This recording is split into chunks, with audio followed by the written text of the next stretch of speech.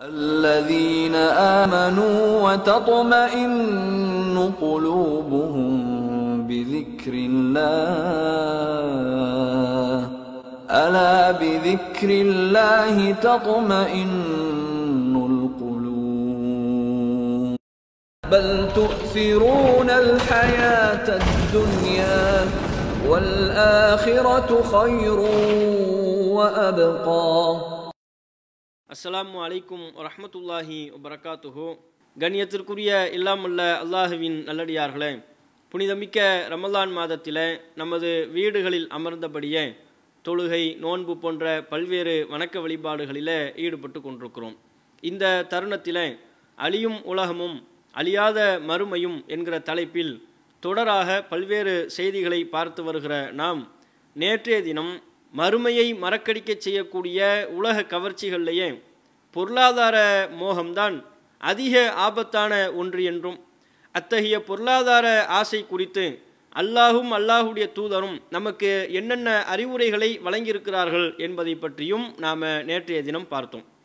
உலகத்தில் வாழக்கூடிய பல மனிதர்களும் பொருளாதாரத்திற்கு அதிக அளவில் முக்கியத்துவம் கொடுக்குறாங்க. பொருளாதாரம் இல்லை என்றால் வாழ்க்கையே இல்லை, பொருளாதாரத்தில் ஒரு இழப்பு ஏற்பட்டால் மொத்த வாழ்க்கையுமே போய்விட்டது என்று கருதக்கூடிய அளவில் இன்றைக்கு பலரும் ஆழ்ந்து கொண்டிருக்கிறார்கள். சமகாலத்தில் கூட இதை உணர்த்தக்கூடிய பல நிகழ்வுகளை நம்ம பார்க்குறோம். உதாரணமாக கேரளாவை சார்ந்த ஒரு தொழிலதிபர் ஜோய் அராக்கல் என்பவர், இவர் துபாயில் வியாபாரம் பண்ணுறார். வியாபாரம் பண்ணுறாருன்னா எப்படிப்பட்ட வியாபாரம்? பொட்டி கடை வச்சு வியாபாரம் பண்ணுறதா? சின்ன அளவில் செல்ஃபோன் ரீசார்ஜ் பண்ணுற மாதிரி உள்ள அப்படியான வியாபாரமா? அப்படி இல்லை. ஒரு வருடத்திற்கு 1000 கோடி ரூபாய் பொருளாதாரத்தை வருவாயாக பெற்றுக்கொள்ளக்கூடிய அளவில் ஒரு வியாபாரம் பண்ணுறார். எண்ணெய் நிறுவனங்களுக்கெல்லாம் ஆட்களை பிடித்து கொடுப்பது என்று பல வியாபாரம். வருஷத்துக்கு 1000 கோடி ரூபாய் வருவாய். அவருடைய மொத்த சொத்து ஒரு 10,000 கோடிக்கும் அதிகமான 15,000 கோடி என்று சொல்லக்கூடிய அளவுக்கு அவருடைய மொத்த சொத்து. கேரளாவில் தங்களுக்கென்று ஒரு சொகுசு பங்களாவை கட்டியிருக்கிறார். அந்த சொகுசு பங்களா தான் கேரளாவில் உள்ள வீடுகள்லேயே மிக அதிக சொகுசான ஒரு வீடு என்று சொல்லக்கூடிய அளவிலையும், அந்த மாநிலத்தில் உள்ள எல்லா மக்களும் அந்த பங்களாவை உயர்ந்து பார்க்கக்கூடிய, வியப்போடு பார்க்கக்கூடிய நிலையிலையும் உள்ள ஒரு பங்களாவையெல்லாம் கட்டி வைத்திருக்கிறார். இப்படியான ஒரு கோடீஸ்வரர், ஒரு பெரிய தொழிலதிபர், பல கோடிகளில் பொருளக்கூடிய ஒரு ஆள் சமீபத்தில் என்ன செய்கிறார்?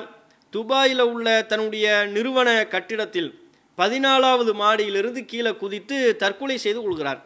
தற்கொலை செய்து கொண்டால் அந்த செய்தி மக்களுக்கெல்லாம் பெரிய ஆச்சரியமாக இருக்கிறது, அதிர்ச்சி அளிக்கிறது.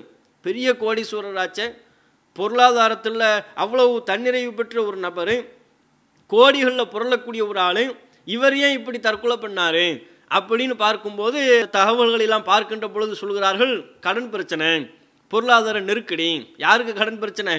வருஷத்துக்கு 1000 கோடி ரூபாய் பொருளாதாரத்தை வருவாயாக ஈட்டக்கூடிய ஒரு நபருக்கு பொருளாதார நெருக்கடியினால தற்கொலை செய்து கொள்கிறார். அப்போ இந்த சம்பவம் எதை நமக்கு உணர்த்துகிறது? இதே மாதிரி தான் சில மாதங்களுக்கு முன்பு காஃபி டேவினுடைய நிறுவனர் சித்தார்த்தா அவரும் தற்கொலை செய்து கொண்டார். அவருடைய தற்கொலைக்கும் எது காரணமாக சொல்லப்பட்டது? கடன் பிரச்சனை தான் காரணமாக சொல்லப்பட்டுச்சு. அவருடைய மரணத்தில் பல சந்தேகங்களை எழுப்பினாலும் கூட கடன் பிரச்சனை, பொருளாதார நெருக்கடி, அதில் ஏற்பட்ட மன அழுத்தம், அதனால் தற்கொலை செய்து கொண்டார் என்பதாகத்தான் அது தொடர்பான பல செய்திகள் சொன்னார்கள்.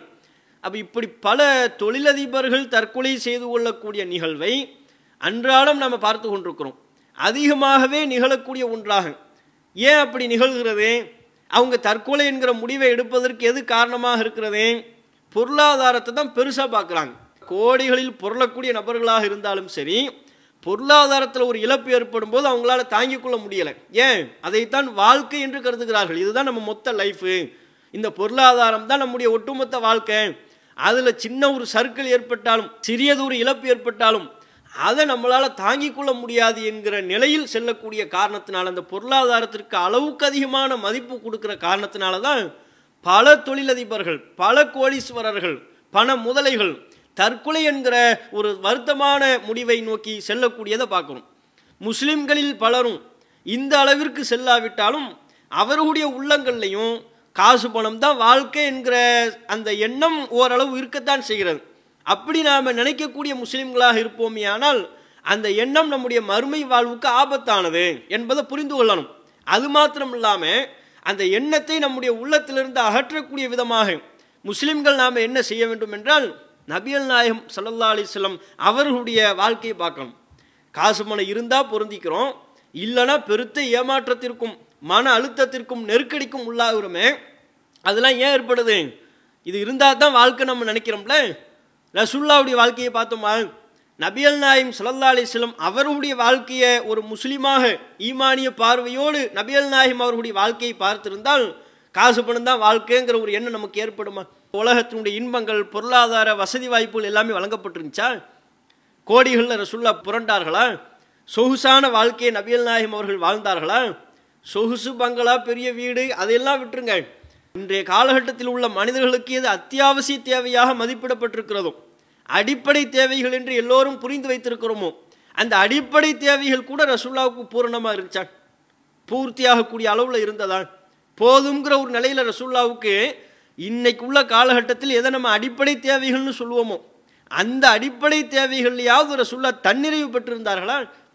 ட்ரெஸ்ஸை எடுத்துக்கங்க, சொகுசு பங்களா அதையெல்லாம் விட்டுருவோம், ஆடைகளை எடுத்துக்கொள்வோம். ஆடை என்பது ஒரு மனுஷனுக்கு அத்தியாவசியமான ஒன்று தானே. அந்த ஆடை என்பது ஒரு மனுஷனுக்கு போதுமான அளவுக்கு இருக்கணும்ல. நபிகள் நாயகம் அவர்களுக்கு எப்படி இருந்தது? அன்னை ஆயிஷா ரலியல்லாஹு அன்ஹா அவங்க சொல்கிறாங்க, 2 ஆடைகளை கொண்டு வராங்க, ஒரு முரட்டு வேட்டி, ஒரு போர்வை. இந்த இரண்டையும் கொண்டு வந்து காண்பித்து சொல்கிறார்கள், இவைதான் ரசூலுல்லாஹ்வுடைய ஆடைகள். இந்த முரட்டு வேட்டியைத்தான் நபிகள் நாயகம் அணிந்திருந்தார்கள், இந்த போர்வையைத்தான் மேலாடையாக நபிகள் நாயகம் போர்த்தி இருந்தார்கள். மேலாடைன்னு சட்டப்படலை, எதை போட்டிருந்தாங்களாம்? ஒரு போர்வையை மேலாடையாக போர்த்தி கொண்டிருப்பார்கள். முரட்டு வேட்டியைத்தான், வேட்டிங்கிறது சாஃப்டா இருக்காதான், முரட்டுத்தனமான ஆடை, அதை வேட்டியாக உடுத்தியிருந்தார்கள். குபிலஃபி ஹாதைனி சௌபைனி, இந்த 2 ஆடையை உடுத்தியிருந்த நிலையில் தான் நபிகள் நாயகம் மரணிக்கவும் செய்தார்கள். இதுதான் ரசூலுல்லாஹ்வுடைய ஆடை. புகாரியில் 5818வது செய்தியாக பார்க்கலாம். அப்போ நபிகள் நாயகம் ஸல்லல்லாஹு அலைஹி வஸல்லம் அவருடைய ஆடை என்று சொல்லக்கூடிய அன்னை ஆயிஷா ரலியல்லாஹு அன்ஹா அவர்கள், நம்ம வீடுகளில் பீரோவில் இருக்குதே அடுக்கி வைத்திருக்கிறோமே, அந்த அளவுக்கு அடுக்கி ரசூலுல்லாஹ்வுடைய ஆடைகளை கொட்ட முடியலை. பாருங்கள், ரசூலுல்லாஹ்வுடைய ஆடைகளை பாருங்கள், மலை அளவுக்கு குவிச்சி, இதெல்லாம் தான் ரசூலுல்லாஹ்வுடைய ஆடைகள். திங்கக்கிழமைனா இந்த ஆடையை போடுவாங்க, செவ்வாய்க்கிழமை அந்த ஆடையை போடுவார்கள் அப்படின்னு காட்டியிருக்கணும்ல. விதவிதமான ஆடைகளை ரசூலுல்லாஹ்வுடைய ஆடைகள் என்று அன்னை ஆயிஷா அவர்களால் காண்பிக்க முடிந்ததா? 2 ஆடை, அதில் ஒன்று போர்வை, இன்னொன்று முரட்டு வேட்டி, இதை காண்பித்து இதுதான் ரசூலுல்லாஹ்வுடைய ஆடை, இதை உடுத்தியிருந்த நிலையில தான் நபிகள் நாயகம் அவர்கள் மரணித்தார்கள் என்று சொல்லப்படுகிறது. என்றால் எந்த அளவுக்கு ரசூலுல்லாஹ்விடத்தில் ஆடைகளினுடைய நிலை இருந்திருக்கிறது அப்படிங்கிறத பார்க்கணும். புகாரியில் 1277வது செய்தியாக பதிவு செய்யப்பட்டிருக்கிற ஒரு சம்பவம். ஒரு பெண்மணி வர்றாங்க, ரசூலுல்லாஹ்விடத்தில் ஒரு போர்வையை கொடுத்து, அல்லாஹ்வின் தூதரே, இந்த போர்வையை என்னுடைய கையால் நான் நெய்தேன், என் வீட்டில் நான் தயார் பண்ணேன், நானே தயார் பண்ணேன், உங்களுக்காக இதை வச்சுக்கங்கன்னு சொல்லி அன்பளிப்பாக நபிகள் நாயகம் அவர்களுக்கு கொடுக்குறார்கள். நபிகள் நாயகம் அவர்கள் அதை பெற்றுக்கொள்கிறார்கள். பெற்று வீட்டுக்குள்ளே போகிறாங்க. வெளியே வர்றாங்க, இன்னஹா இசாருஹு, அந்த போர்வையையே கீழாடையாக உடுத்தி கொண்டு வருகிறார்கள். அந்த பெண்மணி அப்போ தான் ரசூலுல்லாஹ்வுக்கு ஒரு போர்வையை கொடுக்குறாங்க, அன்பளிப்பாக கொடுக்குறாங்க. அந்த போர்வையை வீட்டுக்குள்ளே போயிட்டு உடனடியாக உடுத்தி விட்டு, கீழாடையாக உடுத்தி விட்டு வெளியே வருகிறார்கள். என்றால் எந்த அளவுக்கு ரசூலுல்லாஹ்வுக்கு ஆடை தேவை இருந்திருக்கிறது, எந்த அளவிற்கு ரசூலுல்லாஹ்வுக்கு ஆடை பஞ்சம் இருந்திருக்கிறதுன்னு பாருங்கள். ஒரு போர்வையை கீழாடையாக உடுத்தி கொள்ளக்கூடிய அளவு. போர்வை இன்னைக்கு யாராவது நம்ம கீழாடையாக உடுத்துவோமா? அதை வேட்டியாக, அதை ஃபேண்ட்டை நம்ம மாற்றி போடுவோமா? போர்வைங்கிறது எவ்வளோ ஒரு தடிமனாக இருக்கும், எவ்வளோ மொத்தமாக இருக்கும். அதை உடனடியாக கீழாடையாக உடுத்தி கொண்டு வருகிறார்கள் என்றால், அதுவும் தந்த உடனேயே கீழாடையாக உடுத்துறாங்கன்னா எவ்வளவு தேவையுடையவர்களாக நபிகள் நாயகம் இருந்திருக்கிறாங்க. அப்போ கூட அந்த சம்பவத்தில் பார்க்கலாம், பக்கத்தில் ஒரு சஹாபி இருந்திருக்கிறாரு. அந்த சஹாபி ரசூலுல்லாஹ்விட்ட சொல்கிறாங்க, மா ஹசனுஹா, சூப்பராக இருக்குது அல்லாஹ்வின் தூதரே, இந்த ட்ரெஸ் அற்புதமாக இருக்குது, அழகாக இருக்கேன். ரசூலுல்லாஹ் பார்க்கணும், அப்படியே நீயே வச்சுக்கப்பா. அவர் அழகாக இருக்குன்னு சொன்ன உடனே அழகாக உள்ளது, அற்புதமாக உள்ளதுன்னு கேட்கிற துணியில் கொள்கிறார். சொன்ன மாத்திரத்தில் நபிகள் நாயகம் அவர்கள், அப்படியா இந்த ஆடை நீங்கள் வச்சுக்கங்கன்னு உள்ளுக்குள்ளே போய் அந்த போர்வையையும் கலட்டி முன்பு உடுத்திருந்த பழைய ஆடையை உடுத்தி கொண்டு இதை உடுக்கிறதுக்கு வர்றாங்க. அப்போ பக்கத்தில் உள்ள மற்ற சஹாபாக்கள்லாம் சொல்கிறாங்க, என்னப்பா நீ காரியம் பண்ண, நபிகள் நாயகத்தை பற்றி உமக்கு தெரியாதா? ரசூலுல்லாஹ்விடத்தில் கேட்டோம்னா தராமல் இருப்பாங்களா? நபியிடத்தில் இப்படி சொன்னால் அவங்க என்னைக்காவது நமக்கு தராமல் இருந்திருக்கிறார்களா? கேட்டால் தான் இல்லைன்னு சொல்கிற பழக்கமே ரசூலுல்லாஹ்வுக்கு கிடையாது, தந்துருவாங்களே. அதை தெரிந்து கொண்டே நீ இப்படி கேட்கலாமா, இப்படி சொல்லலாமா அப்படின்னு கேட்குறாங்க. மற்ற சஹாபாக்கள் அவரை கண்டிக்கிறாங்க. கண்டிக்கும் போது, ஏன்னா ரசூலுல்லாஹ்வுடைய நிலையெல்லாம் அவங்களுக்கு தெரியும், தெரிந்து கொண்டு கண்டிக்கிறார்கள். அப்போ கேட்ட அந்த நபித்தோழர் சொல்கிறார், இதை நான் உடுத்தி கொள்ளணுங்கிற ஆசையிலாம் நான் கேட்கலங்க, இன்னமா சஅல்துஹு லிதகூன கஃபனி, இது என்னுடைய கஃபன் ஆடையாக அமைய வேண்டும் என்பதற்காகத்தான் கேட்டார். நபிகள் நாயகம் அவர்களிடமிருந்து இந்த ஆடையை பெற்றுக்கொண்டு இதையே என்னுடைய கஃபன் ஆடையாக நான் வைத்துக்கொள்ள வேண்டும் அப்படிங்கிற எண்ணத்தில் தான் நான் கேட்டேன் என்று சொல்கிறார். இறுதியில் அதுவே அவருடைய கஃபன் ஆடையாகவும் ஆனது என்கிற செய்தியை நம்ம புகாரில் 1277வது செய்தியாக நம்ம பார்க்குறோம். இதில் அந்த ரசூலுல்லாவுடைய அந்த ஆடை பஞ்சத்தை நீங்கள் பார்க்கணும். இந்த நிலையில் நம்ம யாராவது ஒருத்தவங்க இருக்கிறோன்னு சொல்லுங்கள் பார்ப்போம். நபிகள் நாயகம் அவர்கள் இருந்த இந்த நிலையில் நம்மள ஒருத்தவங்க ஆடையே இல்லை, போர்வையை தான் என்னுடைய மேலாடையாக உடுத்தி கொண்டிருக்கிறேன், போர்வையை தான் பல நேரங்களில் நான் கீழாடையாக உடுத்தி கொண்டிருக்கிறேன்கிற நிலையில் உலகத்தில் ஒருத்தர் காட்ட இயலுமா? மிக அரிதான சிலரை தவிர. அவர்களுக்கும் கூட போதுமான ஆடைகள் கொடுப்பதற்கு பல வழிமுறைகள் இருக்கிறது, போதுமான ஆடைகளை பெற்றிருப்பார்கள். ரசூல் ஸல்லல்லாஹு அலைஹி வஸல்லம் அவர்களுக்கு இருந்த அந்த நிலை இன்னைக்கு நம்ம பல பேருக்கு இல்லை. அதை நம்ம யோசித்து பார்க்கணும். அதே போல் ஆடைகள்னு மட்டும் இல்லாமல் வீடுகளில் அத்தியாவசியமான பொருட்கள்னு வச்சுருப்போம்ல. இன்றைக்கு எந்த ஒரு மனிதருடைய வீட்டுக்குள்ளே போனாலும் அவர் வீட்டில் விருந்தாளிகள் வந்தாங்கன்னா அவங்க அமருவதற்கு சேர்கள் நாற்காலிகள் இருக்கும், அவர் படுத்து தூங்குவதற்கு ஓய்வெடுப்பதற்கு மெத்தைகள் இருக்கும், கட்டில்கள் இருக்கும். இப்படி பல வண்ணமயமான பொருட்களை கொண்டு நம்ம வீடுகளை நம்ம அலங்கரித்திருப்போமா இல்லையா? இதெல்லாம் அத்தியாவசிய பொருட்கள் தான் நம்ம நினைக்கிறோம். இப்படியான பொருட்கள் அத்தியாவசிய பொருட்கள் என்றும் அவைகளை பெற்றவர்களாகவும் தானே நம்ம பலர் இருக்கிறோம். ஆனால் நபிகள் நாயகம் ஸல்லல்லாஹு அலைஹி வஸல்லம் அவங்க வீட்டில் எந்த அளவுக்கு பொருட்கள் இருந்துச்சு? விரிப்பு கிடையாது, கட்டில் மெத்தையெல்லாம் விடுங்க, பீரோடு அவற்றையெல்லாம் நம்ம சிந்திக்க வேண்டிய அவசியமே இல்லை. விரிப்பே கிடையாது நபிகள் நாயகம் ஸல்லல்லாஹு அலைஹி வஸல்லம் அவர்களுக்கு. உமர் ரலியல்லாஹு அன்ஹு அவர்கள் சொல்கிறார்கள், நபிகள் நாயகம் அவர்களை நான் சந்திப்பதற்கு சென்றேன். ஒரு பிரச்சனையில் ரசூல் ஸல்லல்லாஹு அலைஹி வஸல்லம் அவங்கள சந்திக்கிறதுக்கு போயிருந்தாங்க. போனால் ஒரு பாயில் ரசூல்லா படுத்திருந்தாங்க. அந்த பாயின் மீது விரிப்பு கிடையாது, அந்த பாயின் மீது விரிப்பு இல்லை. அந்த பாயினுடைய தழும்புகள்லாம் ரசூல்லாவுடைய விலாப்புறத்தில் பதிந்திருந்தது. அதை பார்த்து கொண்டு சொன்னேன், அல்லாஹ்வின் தூதரே, லவித் தஹதத்த ஃபிராஷன், நீங்கள் ஒரு விரிப்பை தேர்வு செய்திருக்க வேண்டாமா? ஒரு விரிப்பு நீங்கள் கேட்டிருந்தா நாங்கள் கொண்டு வந்திருப்போமே அப்படின்னு நாங்கள் சொன்னோம். உமர் அவங்க சொல்கிறாங்க. அதுக்கு நபிகள் நாயகம் பதில் அளிக்கிறார்கள், மாலி ஒலி துன்யா, எனக்கும் இந்த துன்யாவுக்கும் என்ன இருக்கிறது? நான் ஏன் உங்ககிட்ட விரிப்பு கேட்கணும்? விரிப்பு இல்லைன்னா அதனால என்ன பிரச்சனை? எப்படி ஒரு வார்த்தையை ரசூலுல்லாஹ் சொல்கிறாங்க பாருங்க. நீ கோடிகளில் உள்ளவங்க கூட பொருளாதாரத்தில் இழப்பு ஏற்படும் போது ஒட்டுமொத்த வாழ்க்கையுமே முடிக்கிற நிலையை தேர்வு செய்கிறார்களே, ரசூல் ஸல்லல்லாஹு அலைஹி வஸல்லம் அவங்க சொல்கிறாங்க விரிப்பில்லைன்னா அதனால என்னங்க? மாலி ஒலி துன்யா, எனக்கும் இந்த துன்யாவுக்குமான உறவு என்ன? மா மசலி ஓ மசலி துன்யா, எனக்கும் இந்த துன்யாவுக்கும் இந்த உலகத்திற்குமான உறவு இல்லாக்க ராக்கிபின், ஒரு பயணியை போல நீண்ட பயணம் மேற்கொள்கிறார், அவருடைய இலக்கு வேறு. அப்படியான இலக்கை நோக்கிய பயணத்தில் ஓய்வெடுக்கிற, ஒரு மரத்துக்கு அருகாமையில் நிழல்ல ஓய்வெடுக்கிறார். ஓய்வெடுக்கிற அந்த இடத்த போய் நிரந்தரமானதுன்னு நினைப்பாரா? நான் அப்படி ஓய்வெடுக்க வந்த ஒருவன், நான் ஏன் இதையெல்லாம் பெருசாக நினைக்கணும்? ஒரு காலத்தில் இதையெல்லாம் நான் விட்டுட்டு தானே போக போகிறேன் அப்படிங்கிற பதிலை நபிகள் நாயகம் அவர்கள் சொன்னார்கள் என்கிற செய்தியை அஹ்மதில் 2744வது செய்தியாக பார்க்குறோம். இதே சம்பவம் புகாரியில் இடம்பெற்றிருக்கிறது 4913. அதில் உமர் அவர்கள் சொல்கிறாங்க, ரசூல் ஸல்லல்லாஹு அலைஹி வஸல்லம் அவங்க ஒரு ஈச்சம்பாயில் படுத்திருந்தாங்க. அந்த பாயின் மீது விரிப்பு எதுவுமே இல்லை. ஈச்சம்பாயினால் ஏற்பட்ட வலு ரசூல் ஸல்லல்லாஹு அலைஹி வஸல்லம் அவங்களுடைய உடம்புல பட்டிருந்தது. அதை பார்த்துட்டு பக்கைத்து, நான் அழுதுட்டேன், என்னால் தாங்க முடியலை. ரசூலுல்லாவுடைய மேனியில் இவ்வளவு தழும்புகள் இருக்கிறதே, விரிப்பு கூட இல்லாமல் ரசூல்லா கஷ்டப்படுறாங்களே அப்படின்னு எனக்கு கவலை ஏற்பட்டு விட்டது, அழ ஆரம்பித்து விட்டேன். நபிகள் நாயகம் கேட்டார்கள், உமர் அவர்களே, மா யுபுகீக, ஏன் உமர் அவர்களே நீங்கள் அழுது கொண்டிருக்கிறீர்கள் அப்படின்னு கேட்டாங்க. அப்போது நான் சொன்னேன், அல்லாஹ்வின் தூதரே, இன்ன கிஸ்ரா வ கைசர் ஃபீமா ஹுமா ஃபீஹி, கிஸ்ரா கைசர் போன்ற மன்னர்கள் எல்லாம் இந்த உலகத்தில் எவ்வளோ இன்பமாக வாழ்ந்து கொண்டிருக்கிறார்கள்.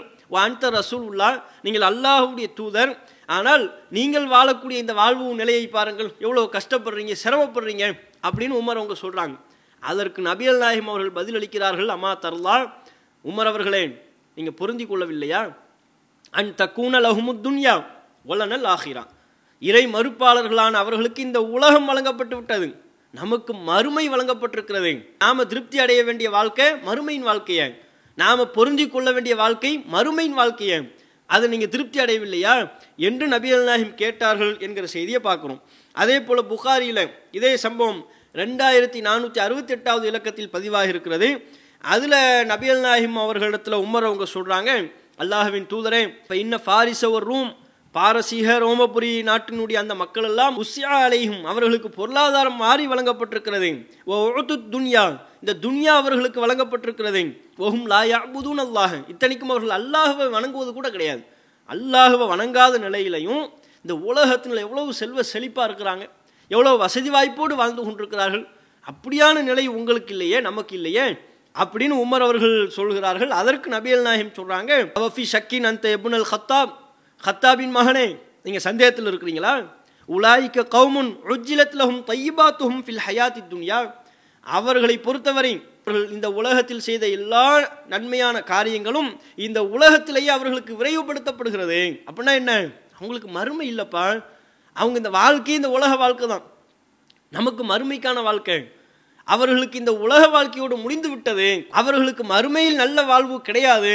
அதனால் அவங்க செஞ்ச நன்மையான காரியங்கள் அனைத்திற்கும் உண்டானதை இந்த உலகத்திலே அல்லாஹ் கணக்கு தீக்கிறான், உலகத்திலேயே அவருடைய கணக்கை அல்லாஹ் விரைவுபடுத்துகிறான். அதில் நீங்கள் சந்தேகத்தில் இருக்கிறீங்களா அப்படின்னு நபிகள் நாயகம் ஸல்லல்லாஹு அலைஹி வஸல்லம் அவங்க கேட்டாங்கிறத செய்தியை பார்க்குறோம். இப்படியான அந்த சம்பவங்களின் போது நாம் தெரிந்து கொள்ள வேண்டியது என்ன? நபிகள் நாயகம் எந்த நிலையில் இருந்திருக்கிறாங்க பாருங்க. விரிப்பதற்கு விரிப்பு இல்லாமல் சாதாரண ஈச்சம்பாயில் மேனிகள் எல்லாம் தழும்புகள் பதியக்கூடிய நிலையில தான் ரசூலுல்லாஹ் இருந்தாங்க. தலையணிகள் கூட பெருசாக சொல்கிற அளவுக்கு இல்லை. தலையணிகள்லாம் என்ன, தலையணின்னு என்ன வச்சுருந்தாங்க?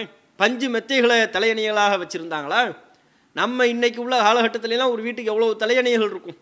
ஒவ்வொருத்தருக்கும் குறைந்தது ஒரு தலையணை. அது போக சில பேர் பார்த்தீங்கன்னா காலுக்கு ஒன்று, இடுப்புக்கு ஒன்று, சாயிரத்துக்கு ஒன்று, தூங்குவதற்கு ஒன்று அப்படின்னு வச்சுருப்போம்ல. நபிகள் நாயகம் ஸல்லல்லாஹு அலைஹி வஸல்லம் அவங்க வீட்டில் தலையணைகளினுடைய நிலை என்ன? இப்னு அப்பாஸ் ரலியல்லாஹு அன்ஹு அவங்க சொல்கிறாங்க, புகாரில் 183வது செய்தி. இப்னு அப்பாஸ் அவங்களுடைய சின்னம்மாவை ரசூலுல்லாஹ் கல்யாணம் பண்ணியிருந்தாங்க. அப்போ இப்னு அப்பாஸ் அவங்க சொல்கிறாங்க, நான் சின்ன பையனாக இருக்கும்போது எங்கள் சின்னம்மா வீட்டுக்கு போவேன், ரசூலுல்லாஹ்வுடைய அவங்க வீட்டுக்கு. அப்போ நான் போகும்போது ஒரு தலையணையில் நாங்கள் 3 பேர் படுத்திருப்போம். எப்படி படுத்திருப்போம்? இப்னு அப்பாஸ் அவங்க குறிப்பிட்றாங்க, வல்தஜஅது ஃபி அர்லில் விசாதத்தி, தலையணையினுடைய அகலவாக்கில் நான் படுத்திருப்பேன். வல்தஜா ரசூலுல்லாஹி வ அஹ்லுஹு ஃபி தூலிஹா, அதன் நீல வாக்கில் நபிகள் நாயகமும் அவங்க குடும்பத்தை அவங்க மனைவியும் படுத்திருப்பார்கள். ஒரு தலையணையில் 3 பேர். அதனுடைய அகலவாக்கில் இப்னு அப்பாஸ் அவங்க படுத்திருப்பாங்களா, சின்ன பகுதி இருக்குல்ல அதில் இவங்க தலை வச்சிருப்பாங்களாம். அதன் பெரிய பகுதிகள் இருக்குல்ல அதில் ரசூலுல்லாவும் அவங்க மனைவி மைமூனா அவர்களும் தலை வைத்திருப்பார்களாம். ஒரு தலையணையில் 3 பேர் படுக்கிற நிலை. ஆளுக்கு ஒரு தலையணிகள் கூட ரசூல் ஸல்லல்லாஹு அலைஹி வஸல்லம் அவங்க வீட்டில் இல்லையே. அப்படிப்பட்ட நபிகள் நாயகம் ஸல்லல்லாஹு அலைஹி வஸல்லம் அவர்கள் இந்த துன்யாவுடைய இன்பத்தை எந்த அளவுக்கு அனுபவிச்சிருக்கிறாங்கிறத பாருங்க. இத்தனைக்கும் நபிகள் நாயகம் அவர்கள் யார்? ஒரு வல்லரசை ஆட்சியை நிறுவி கொண்டிருக்கக்கூடிய, வல்லரசு ஆட்சிக்கு அதிபதியாக இருக்கக்கூடியவர்கள், ஒரு பெரிய மன்னர், இறை தூதராகவும் இருக்கிறார்கள், மன்னராகவும் இருக்கிறார்கள், ஒரு வல்லரசு ஆட்சியாளராக இருக்கிறார்கள். அப்படியான மன்னராக இருக்கக்கூடிய ஒருவருடைய நிலை இப்படி இருக்கு பாருங்க. இன்னைக்கு உலகத்தில் அந்த நாட்டில் எந்த ஒரு மன்னரையாவது இப்படி நீங்கள் காட்ட முடியுமா? நாட்டை நிர்வாகம் செய்யக்கூடிய எந்த தலைவரினுடைய நிலையாவது இப்படி நீங்கள் சொல்ல முடியுமா? அவங்க ரொம்ப பரமையாளியாக இருக்கிறாரு, சாப்பிட்றதுக்கே ஒன்றும் இல்லாமல் இருக்கிறாரு, இதுதான் அவருடைய நிலை, எளிமைன்னு சொல்வதை கூட இப்படி சொல்ல முடியுமா? முஸ்லிம்கள் நாம அல்லாஹ்வின் தூதர் அவர்களுடைய இந்த நிலையெல்லாம் பார்த்து பாடம் படிக்கணும். இதெல்லாம் பார்க்கின்ற பொழுது இந்த உலகத்தின் மீதான மோகம் படிப்படியாக நமக்கு குறையும். உலக கவர்ச்சி ஒன்றுமே இல்லைங்கிற எண்ணம் நமக்கு மேலும் மேலும் உருவாகும். ரசூலுல்லாஹ் வாழ்ந்த வாழ்க்கையை பார்க்கும்போது சாப்பாடுக்கு ரசூலுல்லாஹ்வுடைய நிலை என்ன? ட்ரெஸ்ஸை விட்டுருங்க, ஆடையை விட்டுருவோம், வீட்டில் உள்ள கவர்ச்சிகரமான பொருட்கள் அதை விட்டுருவோம். சாப்பாடு முக்கியமாக இல்லையா ஒரு மனுஷனுக்கு? சாப்பாடு இல்லைன்னா உயிர் வாழ முடியுமா? மனிதன் செய்யக்கூடிய பல தவறுகளை நியாயப்படுத்துவது கூட ஒரு சான் வைத்த காரணம் காட்டி தானே நியாயப்படுத்துகிறான். திருடுறது, ஏமாத்துறது, மோசடி பண்ணுறது, எல்லா விதமான தவறுகளையும் நியாயப்படுத்துவதற்கு எதை சொல்லுவான்? வைத்த காரணம் காட்டிடுவான். எல்லாம் இந்த வயிற்றுக்காகத்தான், ஒரு ஜான் வயிறு அப்படிங்கிற இந்த வயிற்றை சொல்லித்தான் பல தவறுகளை நியாயப்படுத்துவார்கள். அப்போ சாப்பாடு மனுஷனுக்கு ரொம்ப முக்கியமான ஒன்று. எல்லாவற்றையும் விட, இருக்கிற இடத்த விட சாப்பாடு தான் ரொம்ப தேவையான ஒன்று. அந்த உணவு தேவை ரசூலுல்லாஹ்வுக்கு எந்த அளவுக்கு பூர்த்தியாச்சு? உணவு அத்தியாவசியமாக இருக்கிற ஒரு மனிதன் உயிர் வாழ்வதற்கு தேவையான உணவு தேவையில் நபிகள் நாயகம் அவர்கள் பூர்த்தி பெற்ற நிலையில் இருந்தாங்களா? அதுவும் இல்லையங்க. சாப்பாடில் கூட நபிகள் நாயகம் ஸல்லல்லாஹு அலைஹி வஸல்லம் அவங்க தன்னிறைவு பெறலையே. அதில் கூட சிறந்த உணவுகளெல்லாம் உட்கொண்டாங்க, விரும்பியதையெல்லாம் உட்கொண்டு வாழ்ந்தார்கள். உலகத்தில் ரசூலுல்லாஹ் வாழ்ந்த காலம் முழுக்க விரும்பியதை உட்கொண்டு வாழ்ந்தார்கள்னு சொல்லக்கூடிய ஒரு நிலை இல்லையே. புகாரில் 6454 ஆயிஷா ரலியல்லாஹு அன்ஹா அவங்க சொல்கிறாங்க, மா ஷபிஅ ஆலு முஹம்மதின் ஸல்லல்லாஹு அலைஹி வஸல்லம் முந்து கதிமல் மதீனா, அல்லாஹ்வின் தூதர் அவர்கள் மதீனாவுக்கு வந்த காலத்திலிருந்து அவங்க குடும்பத்தார்கள் வயிறு நிரம்ப சாப்பிட்டதே கிடையாது. மதீனாவுக்கு வந்ததிலிருந்து வயிறு முழுக்க ரசூல் ஸல்லல்லாஹு அலைஹி வஸல்லம் அவங்க சாப்பிட்டது கிடையாது. வயிறு முழுக்க எதை சாப்பிடல? துஆமி புர்ரின் ஸலாஸ லயாலின் திபாஅன், 3 நாள் தொடர்ச்சியாக கோதுமை உணவை சாப்பிட்டதில்லை. கோதுமை உணவு, இறைச்சியை சொல்லலை, அவங்க சாதாரண கோதுமை உணவை சொல்கிறாங்க. அந்த கோதுமை உணவை கூட 3 நாள் தொடர்ச்சியாக நபிகள் நாயகம் அவர்கள் வயிறு நிரம்ப சாப்பிட்டது கிடையாது. இந்த நிலை எப்போது வரையிலையும் நீடித்தது? ஹத்தா குபித, மரணிக்கும் வரையிலும் இதுதான் நிலை. நபியினுடைய நிலையும் நபிகள் நாயகம் அவர்களுடைய குடும்பத்தார்களுடைய நிலையும் மரணிக்கிற வரையிலையும் வயிறு நிரம்ப ஒரு 3 நாளைக்கு தொடர்ச்சியாக சாப்பிட்டது கிடையாது. இதுதான் நிதர்சனம் அப்படிங்கிறாங்க. அது மட்டும் இல்லாமல் புகாரியில் 6455வது செய்தியிலையும் முஸ்லீமில் இடம்பெறக்கூடிய செய்தியிலையும் பார்க்கலாம். ஆயிஷா ரலியல்லாஹு அன்ஹா அவங்க சொல்கிறாங்க, மா ஷபிஅ ஆலு முஹம்மதின் ஸல்லல்லாஹு அலைஹி வஸல்லம் யௌமைனி, அல்லாஹ்வின் தூதர் அவர்கள் 2 நாள் தொடர்ச்சியாக வயிறு நிரம்ப சாப்பிட்டது கிடையாது. மின் ஹுபுசின் புர்ரின், கோதுமை ரொட்டியை 2 நாள் தொடர்ச்சியாக வயிறு நிரம்ப சாப்பிட்டதில்லை. அப்படி சாப்பிட்டுருந்தா இல்லா வாஹதுஹுமா தம்ருன், அதில் ஒரு நாள் பேரிச்சம்பழமாக இருக்கும். ஒரு நாள் கோதுமை ரொட்டி சாப்பிட்டா இன்னொரு நாள் பேரிச்சம்பழம். ஒரு நாள்லேயே 2 வேளை உணவுகள் ரசூலுல்லாஹ் முழுமையாக வயிறு நிரம்ப சாப்பிட்டது இல்லையாம். ஒரு வேளை கோதுமை ரொட்டியை சாப்பிட்டால் இன்னொரு வேளை அவங்களுக்கு பேரிச்சம்பழம் தான் உணவாக இருந்தது என்கிற செய்தியை புகாரியில் 6455வது செய்தியாக நீங்கள் பார்க்கலாம். அப்போ பாருங்கள் எந்த அளவுக்கு வாழ்நாளில் பெரும்பகுதியை நபிகள் நாயகம் அவர்கள் பேரிச்சம்பழத்தை கொண்டு தான் கழித்திருக்கிறார்கள். அந்த பேரிச்சம்பழங்கள் கூட ரசூலுல்லாஹ்வுக்கு அதுவும் முழுமையாக கிடைக்கல. நுஅமான் பின் பஷீர் அவர்கள் சொல்கிறார்கள், முஸ்லீமில் இடம்பெற்றிருக்கிற செய்தி, தம்முடைய தோழர்கள்ட்ட பிற சஹாபாக்கள்கிட்ட சொல்கிறாங்க, அலஸ்தும் ஃபி துஆமின் வ ஷராபின் மாஷித்தும், நீங்கள்லாம் விரும்பிய அளவுக்கு சாப்பிட்றீங்க குடிக்கிறீங்க, ஆனால் லக்கத் ரஅய்து நபியக்கும், நான் உங்கள் இறை தூதர் நபிகள் நாயகம் அவர்களை பார்த்திருக்கிறேன். ஒமா ஏஜிது மின தக்கலி மா எம்லஉ பிஹி பத்னஹு, மட்டமான பேரிச்சம்பழத்தை கூட வயிறு நிரம்புற அளவுக்கு நபிகள் நாயகம் அவர்கள் பெற்றிருக்கவில்லை. நீங்கள்லாம் விரும்பியதை சாப்பிட்றீங்க, விரும்பியதை குடிக்கிறீங்க, உணவு பஞ்சம் உங்களுக்கு பெருசாக இல்லை. ஆனால் நான் ரசூலுல்லாஹ்வை பார்த்துருக்கிறேன், வயிறு நிரம்ப சாப்பிடுவதற்கு உயர்ரக பேரித்தம்பழம் அல்ல, மட்டமான பேரித்தம்பழத்தை கூட அல்லாஹ்வின் தூதர் அவர்கள் பெறாமல் இருந்தார்கள். அது கூட ரசூலுல்லாஹ்விடத்தில் இல்லாமல் பல நாட்கள் கழிந்திருக்கிறது. பேரிச்சம்பழம் கூட இல்லாமல் இருந்திருக்கிறது ரசூலுல்லாஹ்வுடைய நிலை. அன்னை ஆயிஷா அவர்கள் சொல்கிறார்கள், ஹஜ்ஜு பெருநாளுக்கு நாங்கள் ஆடை அறுப்போம். ஹஜ்ஜு பெருநாளுக்கு அப்படி ஆடை அறுத்தா அதில் உள்ள அந்த ஆட்டினுடைய கால் குழம்பு எலும்புகள் அதையெல்லாம் நாங்கள் எடுத்து வைத்துக் கொள்வோம். 15 நாட்களுக்கு பிறகு அதை நாங்கள் சாப்பிடுவோம். அந்த எலும்பை 15 நாட்களுக்கு பிறகு சாப்பிடுவாங்களாம். அப்போ கேட்குறாங்க, மல் தர்றக்கும் இலகி, ஏன் அப்படி செய்கிறீங்க, அந்த அவசியம் உங்களுக்கு என்ன? ஆயிஷா அவர்கள் இழுத்து கொண்டே பதிலளிக்கிறார்கள், வேறு அப்படி செய்யாமல் வேறு எப்படி செய்கிறது, நாங்கள் எங்களுக்கு குழம்போடு நாங்கள் 3 நாளைக்கு வயிறார சாப்பிட்டது இல்லையே, இறைச்சிலாம் எங்களுக்கு இல்லையே, இருந்தால் தான் நாங்கள் சாப்பிட்ருப்போம்ல. அப்போ இறைச்சிலாம் எங்களுக்கு இல்லாத காரணத்தினால இறைச்சியோடு 3 நாள் அளவுக்கு கூட வயிறார நாங்கள் சாப்பிட்டதில்லை என்கிற காரணத்தினால தான் ஹஜ்ஜு பெருநாளின் போது அறுக்கக்கூடிய அந்த ஆடுகள் அதனுடைய எலும்புகளெல்லாம் நாங்கள் எடுத்து வைத்து கொண்டு 15 நாட்களுக்கு பிறகு அதை நாங்கள் சாப்பிடுவோம்.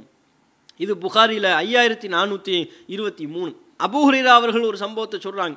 அபூ ஹுரைரா ரலியல்லாஹு அன்ஹு அவங்க ஒரு கூட்டத்தாரை கடந்து செல்கிறார்கள். அவங்க ஒரு ஆட்டை பொரித்து சாப்பிட்டுக்கிட்டு இருக்கிறாங்க. அபூ ஹுரைராவும் சாப்பிட கூப்பிட்றாங்க, வாங்க அபூ ஹுரைரா அவர்களே எங்களோட இணைந்து கொள்ளுங்கள், நீங்களும் சாப்பிடுவாங்க அப்படின்னு கூப்பிடுறாங்க. அபூ ஹுரைரா அவங்க ஃபபா யகுல, இல்லை நான் வரல நீங்கள் சாப்பிடுங்கன்ட்டு போயிட்டார். போகும்போது சொல்லிக்கிட்டே போகிறாராம், சாப்பிட மறுத்துட்டாரு, வரமாட்டேன்ட்டாரு. போகும்போது சொல்கிறாராம், ஹரஜ ரசூலுல்லாஹி ஸல்லல்லாஹு அலைஹி வஸல்லம் மினத் துன்யா, அல்லாஹ்வின் தூதர் அவர்கள் இந்த உலகத்தை விட்டு பிரிந்தார்கள். வலம் யஷ்பா மின் ஹுபுசி ஷஈர், தொளி நீக்கப்படாத கோதுமையை கூட வயிறார சாப்பிட்டதில்லையே, நம்ம இந்த ஆட்டிறைச்சியை சாப்பிட கூப்பிட்றாங்களே, ஒரு கவலை வந்துருச்சு. அவர் விரும்பினா போய் சாப்பிட்ருக்கலாம். அந்த நேரத்தில் அவருக்கு ரசூலுல்லாஹ்வுடைய நினைவு ரசூலுல்லாஹ் இதையெல்லாம் கண்ணால் பார்க்கலையே, தொளி நீக்கப்படாத கோதுமையை கூட ரசூலுல்லாஹ் வயிறார சாப்பிடலையே, நம்ம போய் நான் எப்படி இதை போய் சாப்பிட்றது? ரசூலுல்லாஹ்வுடைய அந்த நினைப்பு அவருக்கு வந்தோடனே சாப்பிட தடுக்குது. நான் வரல அப்படின்ட்டு இந்த செய்தியை சொல்லிக்கொண்டு, இந்த தகவலை சொல்லிக்கொண்டே இருக்கிறார்கள் அபூ ஹுரைரா ரலியல்லாஹு அன்ஹு அவர்கள். இது புகாரியில் 5414வது செய்தியாக பார்க்கலாம். நபிகள் நாயகம் அவர்கள் தொடர்புடைய இந்த செய்திகளெல்லாம் நம்ம எந்த உணர்வோடு பார்க்கணும்? இப்படி இருந்திருக்கிறாங்களே, சாப்பாடுக்கு கூட நபிகள் நாயகம் அவர்கள் இவ்வளவு சிரமப்பட்டிருக்கிறாங்க, இவ்வளவு கஷ்டப்பட்டிருக்கிறாங்க. நம்முடைய நிலையை யோசிச்சு பாருங்க, அல்லாஹ் நம்மளை இந்த நிலையில் வச்சிருக்கிறானா? குழம்பு கூட இல்லையங்க. நபிகள் நாயகம் அவர்கள் வீட்டாரிடத்துல சாப்பிட எதுவும் இருக்கான்னு கேட்குறாங்க. ரொட்டியை கொண்டு வைக்கிறாங்க. குழம்பு இல்லையான்னு கேட்குறாங்க. குழம்பு இல்லையே, இப்போ என்ன இருக்கிறதே? வினிகர் மட்டும்தான் இருக்குது. காடின்னு சொல்லுவாங்கள்ல, வினிகர் புளிப்பு சுவையாக இருக்கும். பொருட்களுக்கு வந்து உணவுக்கு சுவையை சேர்க்கறதுக்கு அதிகப்படுத்துறதுக்கு சேர்ப்பாங்க. அது தனி குழம்பாக ஆகாது. குழம்புலையோ உணவுலையோ ருசியை கூட்டுறதுக்கு புளிப்பு சுவைக்காக வேண்டி இதை சேர்ப்பாங்க. அப்போ சொல்கிறாங்க காடி மட்டும்தான் இருக்குது, வினிகர் தான் இருக்குது, வேறு எதுவுமே இல்லை. அப்படியா? அந்த வினிகரை கொண்டு வாங்கன்னு கேட்குறாங்க. ரொட்டி, சால்னா, குழம்பு எதுவுமே இல்லை. அந்த ரொட்டியை வினிகரில் தொட்டு சாப்பிட்றாங்க. சாப்பிட்டுட்டு சொல்கிறாங்க, நம்மளாக இருந்தால் எவ்வளோ குறை சொல்லிக்கிட்டே சாப்பிடுவோம். இப்படி ஆகிவிட்டதே, இப்படி ஆகிவிட்டதேன்னு சொல்லிக்கிட்டே சாப்பிடுவோமே. நபிகள் நாயகம் அவர்கள் ரசித்து ருசித்து சாப்பிடுகிறார்கள். பூரண மன திருப்தியோடு சாப்பிடுகிறார்கள். சொல்லிக்கொண்டே சாப்பிடுகிறார்கள். எப்படி? நிஅமல் உதுமுல் ஹல்லு, நிஅமல் உதுமுல் ஹல்லு. காடி கூட நல்ல குழம்பாக இருக்கேன், வினிகர் ரொம்ப டேஸ்ட்டாக இருக்கேன், இது சூப்பர் குழம்பாக உள்ளதே என்று அதை குழம்பாக கருதி அதை ரசித்து ருசித்து சாப்பிட்றாங்க. அப்படின்னா நபிகள் நாயகம் அவர்கள் எந்த ஒரு வாழ்க்கையை வாழ்ந்துருக்கிறாங்க பாருங்கள். சாஃப்டான ரொட்டி. இந்த காலத்தில் நம்ம ரொட்டி சாப்பிட்டா கூட அரபு நாடுகளில் உள்ளவங்களுக்கு தெரியும்.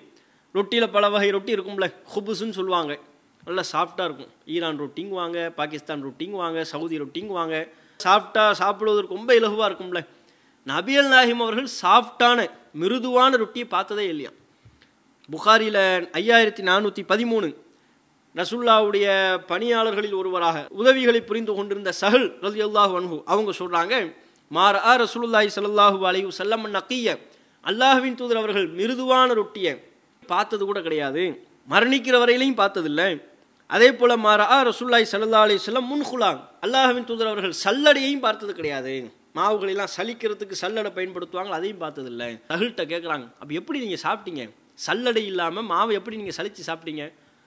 அதுக்கு சஹல் அவர்கள் பதில் அளிக்கிறார்கள், அந்த காலத்தில் கோதுமையை திருகையில் போடுவோம், அரைப்போம், அரைச்சிட்டு அதில் கையில் எடுத்துக்கொண்டு வாயினால் ஊதுவோம், ஊமியெல்லாம் பறந்துடும், இருக்கிறதுல தண்ணியை சேர்த்து சமைச்சு நாங்கள் சாப்பிடுவோம், இதுதான் எங்களுடைய நிலை என்று சஹல் அவர்கள் சொல்கிறார்கள். இது புகாரில் 5413வது செய்தியாக இருக்கிறது. இதுதான் நபிகள் நாயகம் ஸல்லல்லாஹு அலைஹி வஸல்லம் அவர்களுடைய உணவு முறையாக. விதவிதமான உணவுகளை ரசூலுல்லாஹ் கண் கொண்டு பார்த்தது கிடையாது.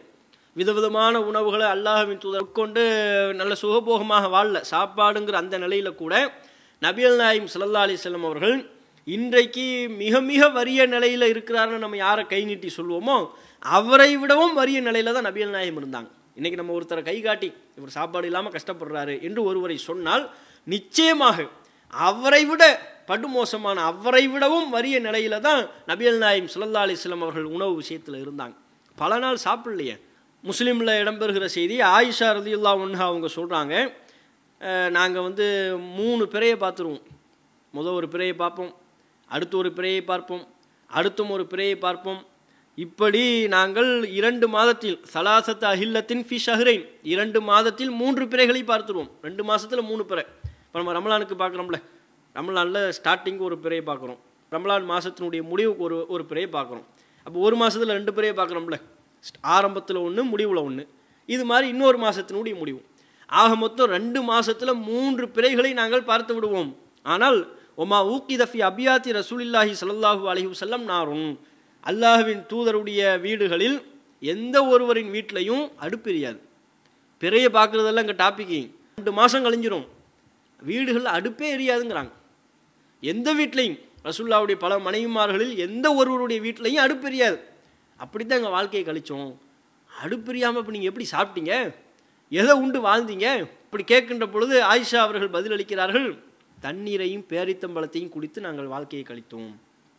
தண்ணீர் தான், பேரிச்சம்பழம் தான், அதுதான் எங்கள் இடத்துல இருந்தது. எப்போதாவது அண்டை வீட்டுக்காரர்கள் ஒட்டகப்பாலை கறந்து கொடுத்து விடுவாங்க, அதை நாங்கள் கொஞ்சம் கொஞ்சமாக குடித்து கொள்வோம். அதை தாண்டி அந்த அடுப்பெரியாத நாட்களில் எல்லாம் நாங்கள் சார்ந்திருக்கிற உணவு தண்ணீரையும் பேரித்தம்பழத்தையும் தான். முஸ்லீமில் 5690வது செய்தியாக நீங்கள் பார்க்கலாம், எப்படி இருந்திருக்கிறாங்கன்னு பாருங்கள். அதன் தொடர்ச்சியில் இன்னும் ஒரு செய்தி வருது. நபிகள் நாயகம் அவங்க ஆயிஷா அவங்க இடத்துல கேட்பாங்களா, ஹல் இந்தக்கும் செய்யும், சாப்பிட ஏதாவது இருக்கா அப்படின்னு கேட்குறாங்க. ஆயிஷா அவங்க சொல்கிறாங்க, மா இந்தனா செய்யும், அல்லாஹ்வின் தூதர் எதுவுமே இல்லையே. அப்படியா, ஃபைன்னி சாயிமுன், அப்படின்னா நான் நோன்பு வைத்துக் கொள்கிறேன், சாப்பிட்றதுக்கு எதுவுமே இல்லை. சும்மா பசி பட்டினியாக வெறுமனை கழிவதை விட அதை நான் ஒரு வணக்கமாக மாற்றிக்கொள்கிறேன் என்று சொல்லி நோன்பு வைக்கிறேங்க வாங்கலாம். உபரியான நோன்பு அப்படி வைக்கலாம். ரமலான் மாத நோன்பாக இருக்கின்ற பொழுது தான் ஃபஜ்ருக்கு முன்பாகவே நம்ம நோன்பு வைக்கிறோமா இல்லையாங்கிற முடிவை எடுத்துடணும். காலையில் 6 மணி 8 மணி அப்படிலாம் முடிவெடுக்கக்கூடாது ரமலான் மாத நோன்புக்கு. ரமலான் அல்லாத கடமையான நோன்பு அல்லாத பிற நோன்புகளை பொறுத்தவரையிலையும் ஒருவர் காலை நேரத்தில் கூட தான் நோன்பா இல்லையான்னு முடிவெடுக்கலாம். ஆனால் அது சாப்பிடாமல் இருக்கணும். 10 மணி வரையும் ஒருவர் எதுவுமே சாப்பிடலை, எதுவுமே குடிக்கலை. அப்போ அவர் யோசிக்கிறாரு, காலையில் 10 மணி ஆயிடுச்சு, எதுவுமே சாப்பிடல, மாலை வரையும் தானே நோன்பா வைத்துக்கொள்வோமே, ஒரு உபரியான நோன்பா மாற்றிடுவோம் அப்படின்னு விரும்பினார்னா 10 மணிக்கு அவர் நோன்புங்கிற நியத்துக்கு வரலாம், தப்பில்லை. எதுவும் சாப்பிடாமல் குடிக்காமல் இருந்தால் அந்த நியத்துக்கு வரலாம். மார்க்கத்தில் அதற்கு உபரியான நோன்புகள் விஷயத்தில் மார்க்கத்தில் அதற்கு அனுமதி இருக்குது. அது மாதிரி நபிகள் நாயகம் அவங்க சொல்கிறாங்க, சாப்பிட எதுவும் இருக்கான்னு கேட்குறாங்க. இல்லைன்னு ஒன்று இல்லையா, அப்போ நான் நோன்பு வைத்துக் கொள்கிறேன், நான் பசி பட்டினியாக இருக்கிறத வணக்கமாக மாற்றிக்கொள்கிறேன் என்று நபிகள் நாயகம் அவர்கள் சொல்கிறார்கள். இதுதான் ரசூலுல்லாஹ்வுடைய நிலை. பல நாட்கள் பசி பட்டினி. நாமெல்லாம் இன்றைக்கி சாப்பிட்டுட்டு அந்த சாப்பிட்ட சாப்பாடு செரிப்பதற்காக நடப்போம். நபிகள் நாயகம் அவர்கள் சாப்பிடுவதற்கு ஒன்றும் இல்லாமல் நடப்பாங்க, பசியில் பட்டினியில் நடப்பார்கள். இரவு நேரத்தில் ரசூலுல்லாஹ் வெளியே வர்றாங்க, அபூபக்கர் அவர்களும் வெளியே இருக்கிறாங்க, உமர் அவர்களும் வெளியே இருக்கிறாங்க. 2 பேர்ட்டையும் கேட்குறாங்க, என்ன இந்த நேரத்தில் 2 பேரும் வெளியே நிற்கிறீங்க? அபூபக்கர் அவர்களும் உமர் அவர்களும் பதில் சொல்கிறாங்க, அல்லாஹ்வின் தூதரே, சாப்பிட எதுவுமே இல்லை அல்லாஹ்வின் தூதரே. அஹ்ரஜனி அல் ஜூ, பசி தான் எங்களை வெளியேற்றி விட்டது. நாங்களா வெளியே வந்தோம், விரும்பியா வந்தோம், பசி, கடுமையான பசி, சாப்பிடுவதற்கு எதுவும் இல்லை, அதனால் நாங்கள் வெளியே வந்திருக்கிறோம் அப்படின்னு சொல்கிறாங்க. சொன்னபோது நபிகள் நாயகம் அவங்க சொல்கிறாங்க, அப்படியா, உங்கள் இருவரையும் எந்த பசி வெளியேற்றியதோ அதுதான் என்னையும் வெளியேற்றியது. நானும் இந்த நேரத்தில் வெளியே வந்திருக்கிறேன். எதுக்கு வெளியே வந்திருக்கிறேன்? சுற்றி பார்க்கவா வந்தேன்? எனக்கும் பசி, சாப்பிட்றதுக்கு எதுவும் இல்லாதான் வந்தேன். சரி வாங்க நம்ம 3 பேரும் இந்த அன்சாரி நபித்தோழர் வீட்டுக்கு போவோம்னு ஒரு அன்சாரியினுடைய வீட்டுக்கு போகிறாங்க. அவங்க இந்த 3 வரையுமே பார்த்துட்டு சொல்கிறாங்க, அல்லாஹ் எனக்கு அருள் புரிந்திருக்கிறான், இன்றைய தினம் நான் பெற்றிருக்கிற விருந்தாளிகளைப் போல வேறு எவருமே பெறவில்லை. ஏன்னா ரசூலுல்லாஹ் வந்திருக்கிறாங்க, அபூபக்கர் உமர் அவர்கள்லாம் வந்த காரணத்தினால ரொம்ப மகிழ்ச்சியாக சொல்கிறார், எனக்கு வந்த விருந்தாளிகளைப் போல இன்றைக்கி வேறு யார் வீட்டில் எந்த விருந்தாளிகள் வந்து இருந்தாலும் என் வீட்டில் வந்த விருந்தாளிகளுக்கு ஈடாகுமான்னு சொல்கிறார். சொல்லிவிட்டு உட்காருங்க, நான் அந்த சாப்பிட்றதுக்கு எடுத்துகிட்டு வரேன்னு போகிறாங்க. போய் கொஞ்சம் இறைச்சி டீ இது பேரித்தம்பழங்கள்லாம் வைக்கிறாங்க, சாப்பிட்றாங்க. சாப்பிட்டு முடித்து விட்டு நபிகள் நாயகம் அவர்கள் அபூபக்கர் அவர்கள்ட்டையும் உமர் அவர்கள்ட்டையும் சொல்கிறாங்க, வல்லதி நஃப்சி பியதிஹி, அல்லாஹ்வின் மீது ஆணையாக, லதுஸ் அலுன்ன அன் ஹாதன் நஈமி யௌமல் கியாமா, மறுமை நாளில் நிச்சயம் இந்த அருட்கொடையை பற்றி நீங்கள் விசாரிக்கப்படுவீர்கள். அஹ்ரஜக்கும் மின் புயூத்திக்கும் உல் ஜூ, பசி உங்களை வீட்டிலிருந்து வெளியேற்றியது. சும்மலம் தர்ஜுஉ ஹத்தா அஸாபக்கும் ஹாதன் நஈம், அதற்கு பிறகு இந்த அருட்கொடையை அனுபவித்தவர்களாக நீங்கள் திரும்பிச் செல்கிறீர்கள். பசியோடு வந்தோம், அல்லாஹ் பாருங்கள் தன்னுடைய அருட்கொடைகளை நமக்கு வழங்கிட்டான், நம்முடைய பசி பூர்த்தியாகிவிட்டது, பசி நிறைவடைந்து விட்டது, பசியை பூர்த்தி செய்தவர்களாக நம்ம இப்போ திரும்பி செல்கிறோம். இந்த அருட்கொடை குறித்து மறுமை நாளில் அல்லாஹ் விசாரிப்பான், அதற்கு நம்ம பதில் சொல்ல கடமைப்பட்டிருக்கிறோம் என்று மறுமை சிந்தனை அங்கே மூட்டுகிறார்கள். 2 செய்தியை பார்க்குறோம். அந்த பசி பட்டினியிலையும் உணவு கிடைக்கின்ற பொழுது அல்லாஹுக்கு ஷுக்குர் செய்து மறுமையை எண்ணி பார்ப்பவர்களாக நபிகள் நாயகம் இருந்திருக்கிறார்கள் என்கிற செய்தியையும் பார்க்கிறோம். அதோடு பல நாட்கள் பல இரவு பொழுதுகள் நபிகள் நாயகத்திற்கு இப்படித்தான் கழிந்தது, சாப்பிடுவதற்கு எதுவும் இல்லாமல் பசியை மறப்பதற்கு காலார நடந்து தம்முடைய பசியை மறந்திருக்கிறார்கள், பசியை மறக்கடிக்க செய்திருக்கிறார்கள் என்பதைத்தான் நம்ம இந்த சம்பவத்தில் தெரிந்து கொள்கிறோம். அகல் போரின் போது நடைபெற்ற மற்றும் ஒரு சம்பவம் இதே போல் ரசூலுல்லாஹ் பல நாட்கள் பசி பட்டினியாக இருந்திருக்கிறார்கள் என்பதை நமக்கு உணர்த்துகிறது. அகல் போரின் போது நடைபெற்ற இன்னும் ஒரு சம்பவம், அது என்ன, புகாரியில் 4101வது செய்தி. போருக்காக வேண்டி குழி தோண்டி கொண்டிருக்கிறார்கள், இடையில் ஒரு கல் தட்டுப்படுகிறது, அதை உடைக்க முடியல சஹாபாக்களால். அப்புறம் ரசூலுல்லாஹ் இடத்துல சொல்கிறாங்க, அல்லாஹ்வின் தூதரே, பெரிய கல்லாக இருக்குது, உடைக்க முடியலை.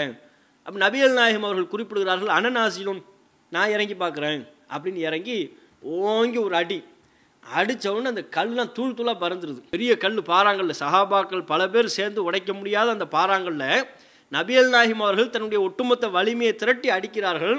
அடித்தா எல்லாம் மண் தூள் தூளாக மண்ணாக போய்விட்டது. இதை பார்க்குற ஜாபீர் ரலியல்லாஹு அன்ஹு அவங்க இதை சொல்கிறாங்க. இத்தனைக்கு அவங்க ரசூலுல்லாஹ் மற்ற சஹாபாக்கள் எல்லாருமே அந்த அகல் பொருள் பணிகளில் ஈடுபட்டு கொண்டிருக்கிறார்களே, குழி தோண்டுகிற பணியில் 3 நாளைக்கு சாப்பிடலையாம். 3 நாளைக்கு பெருசாக எதுவுமே சாப்பிடாமல் பசி பட்டினியில் இருந்திருக்கிறாங்க.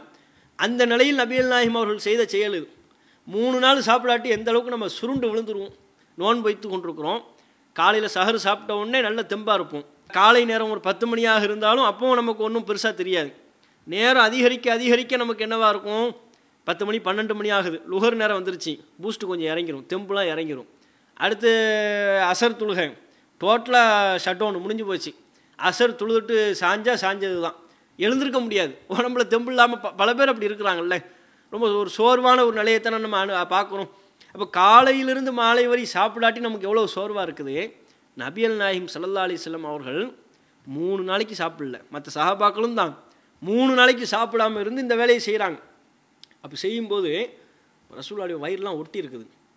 ஜாபீர் ரலியல்லாஹு அன்ஹு அவங்க பார்க்குறாங்க, ரசூலுல்லாஹ்வை பார்த்து கண் கலங்குறாங்க. அல்லாஹ்வின் தூதர்கிட்ட கேட்குறாங்க, அல்லாஹ்வின் தூதரே இதன் லீ, எனக்கு அனுமதி கொடுங்க, நான் வீட்டுக்கு போயிட்டு வரேன் அப்படிங்கிறாங்க. போயிட்டு வாங்கன்னு சொன்ன உடனே ஜாபீர் அவர்கள் தம்முடைய வீட்டுக்கு போகிறாங்க. போனால் தன்னுடைய மனைவி இடத்துல சொல்கிறாங்க, ரசூலுல்லாஹ்வை பார்த்தேன், என்னால் பொறுமையாக இருக்க முடியல. ராய்த்து நபிய ஸல்லல்லாஹு அலைஹி வஸல்லம் ஷைஅன், அல்லாஹ்வின் தூதர் அவர்களை நான் பார்த்தேன். மா கான ஃபீ தாலிக சப்ருன், என்னால் பொறுமையாக இருக்க முடியல, அவ்வளோ கஷ்டப்படுறாங்க, பசி பட்டினியில் இருக்கிறாங்க.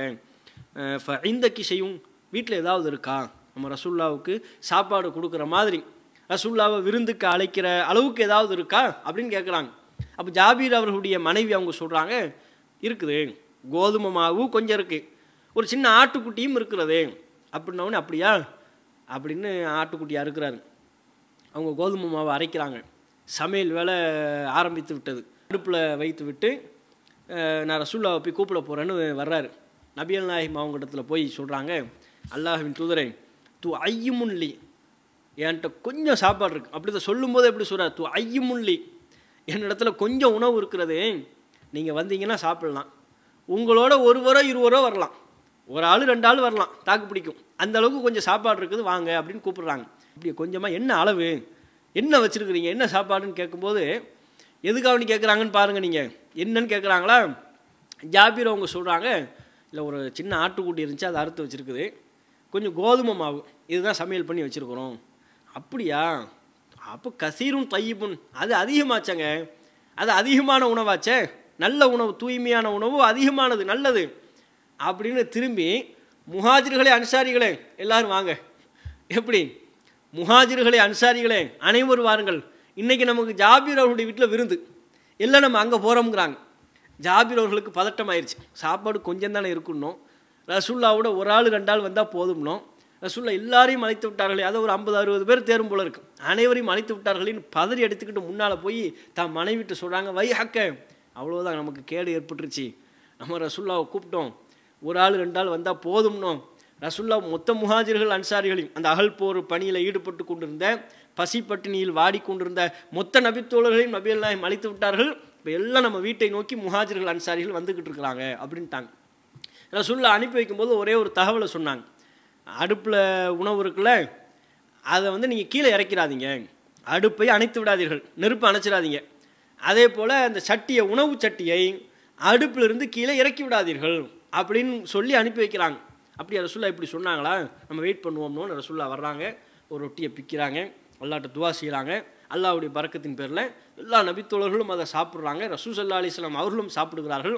இறுதியில் ஜாபீர் அவர்களுடைய மனைவிடத்தில் நபிகள் நாயகம் அவங்க சொல்கிறாங்க, நீங்களும் சாப்பிடுங்க, ஏழைகளுக்கும் கொடுங்க, ஃபைனன் நாஸ கத் அஸாபத்துஹும் மஜாஅ, மக்களும் பசி பட்டினியில் தான் இருக்கிறாங்க, மக்கள்கிட்டையும் பசி இருக்குது, அவங்களுக்கும் நீங்கள் சாப்பிட கொடுங்க அப்படின்னு சொல்கிறாங்க.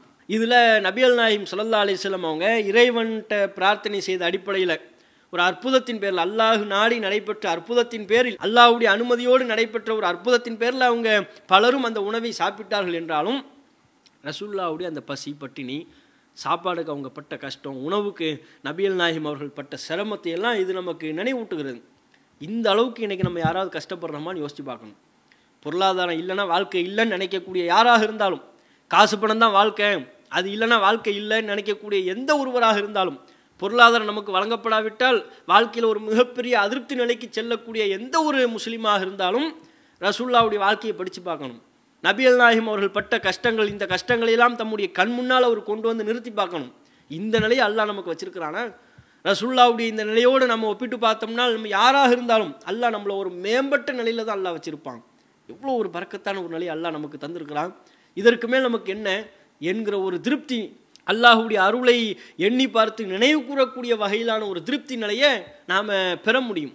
அதுக்கு நபிகள் நாயகம் ஸல்லல்லாஹு அலைஹி வஸல்லம் அவங்களுடைய இந்த நிலை, ரசூலுல்லாஹ்வுடைய இந்த வாழ்க்கையை பார்க்குறது நமக்கு உதவும். ரசூலுல்லாஹ்வுடைய வீட்டு நிலையை பார்த்தீங்கன்னு வைங்க, அதை விட மோசம். எந்த ஒருவருடைய வீடும் ரசூலுல்லாஹ்வுடைய வீட்டோடு நீங்கள் ஒப்பிட்டு பார்க்க முடியாது. வீடுனா நம்ம வீட்டில் நம்மளாம் எப்படி இருப்போம், வீட்டில் ஒரு அறை இருக்கும், சமையல் பண்ணுறதுக்கு தனியாக கிச்சன் இருக்கும், ஓய்வெடுப்பதற்கு தனி அறைகள் இருக்கும். விருந்தாளிகள் வெளியில் இருந்து யாரும் வந்தாங்கன்னா அவங்கள சந்தித்து பேசுகிறதுக்கு ஒரு ஹால் இருக்கும். இதெல்லாம் எந்த வீடாக இருந்தாலும், சின்ன வீடோ பெரிய வீடோ, கண்டிப்பாக இந்த செட்டப்பில் தானே இருக்கும். ஒரு கிச்சனு, ஒரு ஹாலு, ஒரு ரூமு, இந்த செட்டப்பில் தானே இருக்கும். அதில் 2 PHK 3 PHKன்னு இதை விட சொகுசாக போகிறதா இருந்தால் கூடுதல் 2 பெட்ரூமு, 3 பெட்ரூமு, 3 ஹாலு, 3 கிச்சன், இப்படிலாம் பல வெரைட்டியில் இருக்கா இல்லையா? லேக் வியூங்கிறாரு, சி வியூங்கிறாரு, கடலை பார்த்து கொண்டே இருக்கிற மாதிரி வீடு, குளத்தை பார்த்து கொண்டே இருப்பதை போல வீடு, கடலை பார்த்து கொண்டே இருப்பதை போல வீடுன்னு சொல்லி எவ்வளவு சொகுசாக கட்டுறாங்க. பெரிய பெரிய அளவிலான சொகுசான வீடுகள்லாம் கட்டப்படுது. ரசூலுல்லாஹ்வுடைய வீடு எப்படி இருந்துச்சு? நபிகள் நாயகம் ஸல்லல்லாஹு அலைஹி வஸல்லம் அவங்க வீடு நீங்கள் 2 PHK 3 PHKலாம் சொல்ல முடியாது. 5 இருந்துச்சாங்கிறதே டவுட்டு தான். ஏன்? நபிகள் நாயகம் அவருடைய வீடு தொடர்பான செய்தியை புகாரில் 229 1209 ஆகிய இலக்கங்களில் நீங்கள் பார்க்கலாம். ரசூலுல்லாஹ் தொழும்போது ஆயிஷா ரலியல்லாஹு அன்ஹா அவங்க குறுக்க படுத்திருப்பாங்களாம். ரசூலுல்லாஹ் சஜிதாவுக்கு போகும்போது ஆயிஷா அவருடைய காலில் குத்துவாங்க, காலை அவங்க மடக்கி கொள்வார்கள். ஏன்? அவ்வளோதான் வீடு. ரசூலுல்லாஹ்வுடைய வீடு அவ்வளவுதான். ஒருவர் தொழுதால் ஒருவர் கால் நீட்டி படுக்க இயலாது, ஒருவர் கால் நீட்டி படுத்து கொண்டிருந்தால் இன்னொருவரால் தொழ முடியாது என்று சொல்லக்கூடிய நிலை தான் ரசூல் ஸல்லல்லாஹு அலைஹி வஸல்லம் உடைய வீடு இருந்தது. அப்படின்னா நபிகள் நாயகம் அவங்க வீடு எவ்வளோ நெருக்கமாக இருந்திருக்குது. விளக்கு கிடையாது, பல விளக்குகள்லாம் வச்சுருக்கிறோம்ல, அந்த மாதிரியான விளக்குகள் ரசூலுல்லாஹ்வுடைய வீடுகளில் இல்லை. அதுபோக ஆயிஷா அவங்க சொல்கிறாங்க, நபிகள் நாயகம் ஸல்லல்லாஹு அலைஹி வஸல்லம் அவங்க ஒரு பாய் வச்சுருப்பாங்களாம். அந்த பாயை யபுசுத்துஹு பின் நஹாரி வ யஹ்தஜிருஹு பில்லைலி, பகல் நேரத்தில் அதை பாயாகவும் இரவு நேரத்தில் அதையே தடுப்பாகவும் திரையாகவும் பயன்படுத்தி கொள்வார்கள். அதுதான் பாய். பகல் நேரத்தில் விரிச்சு படுத்துக்குவாங்க, இரவு நேரத்தில் அதை மறைக்கிற ஒரு திரையாக பயன்படுத்தி கொள்வார்கள். பாயவே திரை, பாயே திரையாக மாறுது. அப்படி என்றால் நபிகள் நாயகம் அவர்களுடைய இந்த வாழ்க்கையை அவங்க வகித்த அந்த பொறுப்புகளோடு ரசூலுல்லாஹ்வுடைய அந்த தன்மைகளோடு நீங்கள் பொருத்தி பாருங்கள். ரசூலுல்லாஹ் எவ்வளோ பெரிய ஒரு மன்னர். அவங்க சொன்னால் பொருளாதாரத்தை அள்ளி கொட்டுறதுக்கு ஆள் இல்லையா? நபிகள் நாயகம் அவங்க இறை தூதர் தானே. மற்ற சஹாபாக்கள் கஷ்டப்படுகின்ற பொழுதெல்லாம் பிரார்த்தனை செய்து அல்லாஹ்வுடைய அருள் வளத்தை கேட்ட நபிகள் நாயகம் அவர்கள் தன்னுடைய செல்வ வளத்துக்காக வேண்டி பிரார்த்தனை செஞ்சு பெரிய சொகுசான பொருளாதார செல்வ செழிப்பையெல்லாம் பெற்றுக்கொண்டிருக்க முடியாதா? பல மன்னர்கள் இருந்தாங்களே தங்களை சுற்றிலும், அந்த மன்னர்கள்ட்ட எல்லாம் அன்பளிப்புன்னு கேட்டு ஆள் அனுப்பி விட்டா நபிகள் நாயகத்தை நேசித்த, நபிகள் நாயகம் அவர்களை கௌரவப்படுத்த, கண்ணியப்படுத்த, நபிகள் நாயகம் அவர்கள் கேட்டால் அன்பளிப்புகளை கொடுத்து அனுப்பியிருக்க மாட்டாங்களா? செல்வத்தை திரட்டி கொள்வதற்கு நபிகள் நாயகம் அவர்களுக்கு பல வழிமுறைகள் இருந்தது. வியாபாரம் பண்ண தெரியாத ரசூலுல்லாஹ்வுக்கு 25 வயசுல வியாபாரத்தில் கொடிகட்டி பறந்த நபர், இறை தூதராக ஆனதற்கு பிறகு சாப்பாடுக்கு கஷ்டப்படுறாங்களே, இந்த நிலையெல்லாம் 25 வயசுல இல்லை. ரசூலுல்லாஹ்வுடைய இளமை பருவத்தில் வியாபாரத்தில் கொடிகட்டி பறந்தாங்க, செல்வ செழிப்பாக இருந்தாங்க, மிக பொருளாதாரத்தில் மிக தன்னிறைவு பெற்ற நிலையில் இருந்தாங்க. இறை தூதராக ஆனதற்கு பிறகு தனக்கு வியாபாரம்லாம் தெரியும் என்று இருந்தாலும் கூட ரசூல் ஸல்லல்லாஹு அலைஹி வஸல்லம் அவங்க அந்த மோகத்தில் போனாங்களா? செல்வ வளத்தை பெருக்கிக் கொள்வதற்கு எல்லா விதமான வசதி வாய்ப்புகளும் திறந்து விடப்பட்ட நிலையிலையும் அத்தனை வசதி வாய்ப்புகளையும் அல்லாஹ்வின் தூதர் அவங்களே அடைத்து கொண்டார்கள். எனக்கு இது தேவையில்லைன்னு அடைச்சிட்டாங்க. உமர் அவங்க கேட்டாங்கல்ல, சொல்லியிருந்தா ஒரு விரிப்பை கொண்டு வருவோம்னு. நான் ஏன் கேட்கணும்னாங்கல்ல, எதுக்குப்பா கேட்கணும், எனக்கும் இந்த துனியாவுக்குமான தொடர்பு என்னன்னு கேட்டாங்கல்ல. அது ரசூலுல்லாஹ்வே அத்தனை வாசல்களையும் அடைத்து கொண்டார்கள். பொருளாதார செல்வ வளத்தை பெருக்கிக் கொள்வதற்கான எல்லா வாசல்களும் ரசூலுல்லாஹ்வுக்கு திறந்து இருந்த நிலையிலையும் கூட அல்லாஹ்வின் தூதர் அவர்கள் தான் அதை விரும்பி மூடினாங்க. எனக்கு பொருளாதாரம்லாம் இதில் எனக்கு நாட்டம்ல தேவையில்லைன்னு மூடினாங்க. அல்லாஹ் ரப்புல் ஆலமீன் கூட ஒரு சமயத்தில் பொருளாதார செல்வ செழிப்பு வேணுமா அப்படின்னு கேட்டான். அது தொடர்பான செய்தி அஹ்மதில் பதிவு செய்யப்பட்டிருக்கிறது. 7160வது செய்தி. நபிகள் நாயகம் அவர்கள் ஜிப்ரீல் அலைஹிஸ்ஸலாம் அவர்களோடு அமர்ந்திருக்கிறார்கள். அப்போ ஒரு வானவர் மேலே இருந்து கீழே இறங்குறாரு. இதை பார்த்துட்டு ஜிப்ரீல் அலைஹிஸ்ஸலாம் அவங்க சொல்கிறாங்க, முகம்மதே, இந்த வானவர் இப்போ தான் இறங்குறாரு, இவர் படைக்கப்பட்டதிலிருந்து இந்நாள் வரையிலும் அவர் இறங்கியதில்லை, இப்போ தான் இறங்குறாரு அப்படின்னு சொல்லப்படுது. அவர் ரசூலுல்லாஹ்விடத்தில் வந்து சொல்கிறாங்க, முஹம்மதே அர்சலனி இலைக்க ரப்புக்க, உமது இறைவன் தான் என்னை அனுப்பியிருக்கிறான்.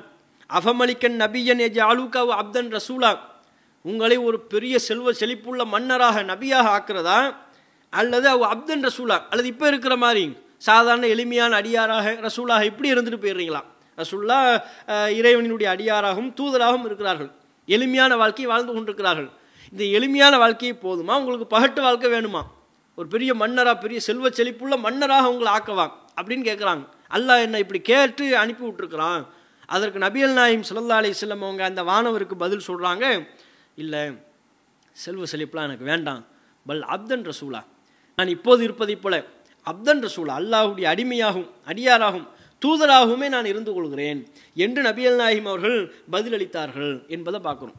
அப்போ ரசூல் ஸல்லல்லாஹு அலைஹி வஸல்லம் அவங்களுக்கு பொருளாதாரம் செல்வ செழிப்பு அல்லாஹ்வால் உங்களுக்கு வேணுமா, அந்த பொருளாதார வாசலையெல்லாம் திறந்து விடவா என்று கேட்கப்பட்ட போது கூட எனக்கு அது வேண்டாம், நான் இந்த உலக வாழ்க்கையில் இருப்பதை கொண்டு நான் திருப்தி அடைந்து கொள்கிறேன், எனக்கு நீ தருபவற்றை நான் புரிந்து கொள்கிறேன், எளிமையான ஒரு வாழ்க்கை அல்லாஹ்வின் அடியாராகவும் தூதராகவும் இப்படியான எளிமையான வாழ்க்கையவே வாழ்ந்து கொள்கிறேன் என்று நபிகள் நாயகம் ஸல்லல்லாஹு அலைஹி வஸல்லம் அவங்க சொல்லியிருக்கிறாங்க. அப்படிங்கிறத பார்க்குறோம். நபிகள் நாயகம் அவர்கள் சாப்பாடில் கஷ்டப்பட்டுருக்கிறாங்க, ஆடைகளில் போதுமான அளவுக்கு ஆடைகள் இல்லை, தங்குறதுக்கு விசாலமான இடம் இல்லை, எல்லாத்தையும் எல்லா சிரமத்தையும் தாங்கி கொண்டார்கள், பொறுத்து கொண்டார்கள்னா எதுக்காக வேண்டி? மறுமையை நேசித்ததுனால. இந்த உலகத்துக்கு அல்லாஹ் சொன்ன அளவுக்கு உண்டான மதிப்பு, இது அற்பம், இது எனக்கு பெருசு இல்லை, எனக்கு மறுமை அதுதான் எனக்கு பெருசு, எனக்கு அந்த வாழ்க்கையில் நான் சிறப்பாக வாழணும், அந்த மறுமையில் உயர்ந்த அந்தஸ்து அடையணும். மறுமை வாழ்விற்காகத்தான் இந்த உலகத்தில் உள்ள அத்தனை சிரமங்களையும் நபிகள் நாயகம் அவர்கள் பொறுத்து கொண்டார்கள் என்பதை நாம் பார்க்கிறோம். அப்போ ரசூலுல்லாஹ்வுடைய இந்த வாழ்க்கையிலிருந்து நாமும் இந்த பொருளாதார மோகம், அதனால் மார்க்கத்தில் வரம்பு மீறி போகிறது, குடும்ப சொந்த பந்த உறவுகளெல்லாம் புறக்கணித்து அவர்களுக்கு செய்ய வேண்டிய கடமைகளை செய்யாமல் விட்டு விடுவது, உறவுகளை பகைத்து கொள்வது, அப்படியான இழி குணங்கள்லேருந்து நம்ம காத்துக்கொள்ளணும். பொருளாதாரம் திரட்டலாம், ரசூலுல்லாஹ் அதுக்கு ஒரு அளவுகோல் சொன்னாங்கல்ல, போதுங்கிற அந்த மன நிறைவோட, லைசல் ஹினா அன் கஸ்ரத்தில் அருள், அதிகம் பொருளாதாரத்தை திரட்டுவது செல்வந்தன் கிடையாது, இன்னமல் ஹினா ஹினன் நஃப்ஸ், உண்மையில் செல்வந்தன் யார் என்றால் போதும் என்கிற மனத்தை பெற்றவன் தான் என்று நபிகள் நாயகம் அவர்கள் சொன்னார்களே. புகாரியில் 6446 அந்த நபி மொழிக்கு ஏற்போம். அதே போல் நபிகள் நாயகம் அவர்கள் இன்னும் ஒரு செய்தியை சொன்னார்கள், இந்த உலகம் இனிப்பானது, இந்த உலகத்தினுடைய செல்வம் ரொம்ப பசுமையானது, இனிமையானது, வாய்க்காலுக்கு அருகாமையில் இருக்கக்கூடியவைகளெல்லாம் மேய்கிற ஆடுகள் இருக்க, கால்நடைகள், அதை அளவுக்கு அதிகமாக மேய்ந்து சில கால்நடைகள் செத்து போயிடும் அல்லது சாகிற அளவுக்கு போய்விடும். ஆனால் பசுமையான புற்களை மேயக்கூடிய கால்நடைகள் தனக்கு போதுங்கிற அளவுக்கு மேயும், மேய்ந்து விட்டு சூரியனுக்கு முன்பாக அமர்ந்து அது செரிமானமாகும்.